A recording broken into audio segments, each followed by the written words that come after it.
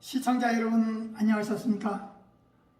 주님과 함께 5분 묵상의 시간을 갖겠습니다. 오늘은 데살로니가전서 2장 말씀을 묵상합니다.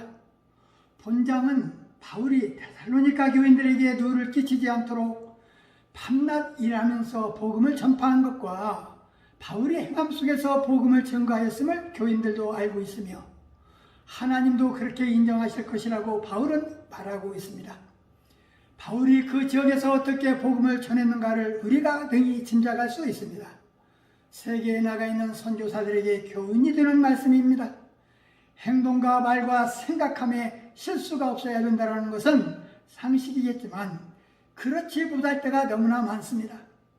본문 11절을 묵상하면서 오순절날 베드로의 설교처럼 수많은 청중을 대상으로 열정적인 설교를 하는 것은 훌륭한 일입니다.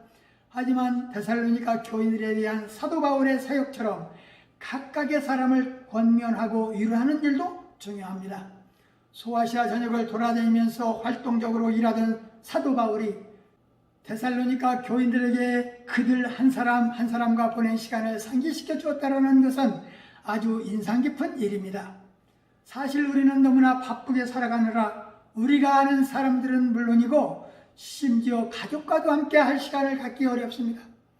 이런 때에 한 연약한 영혼을 위하여 개인적으로 시간을 내서 위로하고 권면하는 일은 얼마나 아름다울까 생각해 봅니다.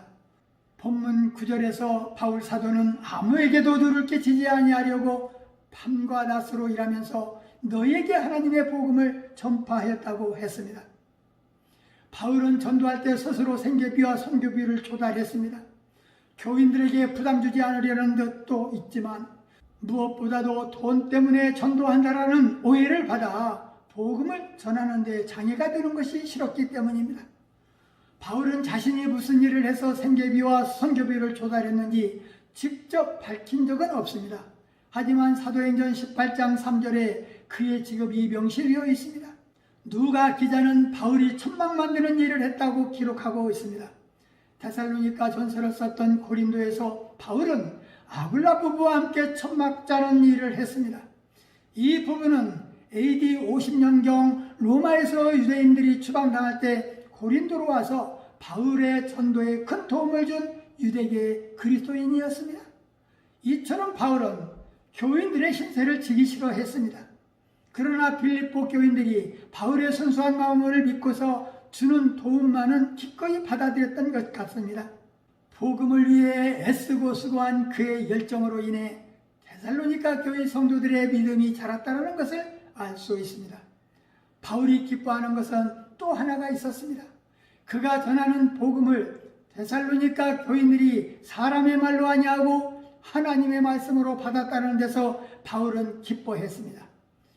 유대인들은 예수와 선지자를 죽이고 바울 자신도 쫓아내고 하나님을 기쁘시게 아니하고 모든 사람들을 대적하며 구원 얻게 함을 금하며 자기들을 채우는 사람들이었다고 유대인들의 강팍함을 말해줍니다.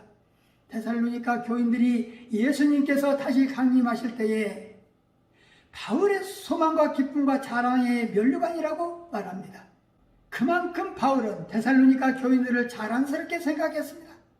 믿음이 자라게 하는 방법은 말씀 묵상하며 기도하며 찬송하며 사랑을 실천하며 섬길 때 믿음이 자라는 것입니다. 찬송 부를 때 우리의 마음이 뜨거워지는 것입니다. 자신이 부르는 찬송을 받으시는 주님이 기뻐하고 계시는 것을 깊이 생각해 봐야 합니다. 말씀을 상고하며 기도하며 묵상의 시간을 바치겠습니다.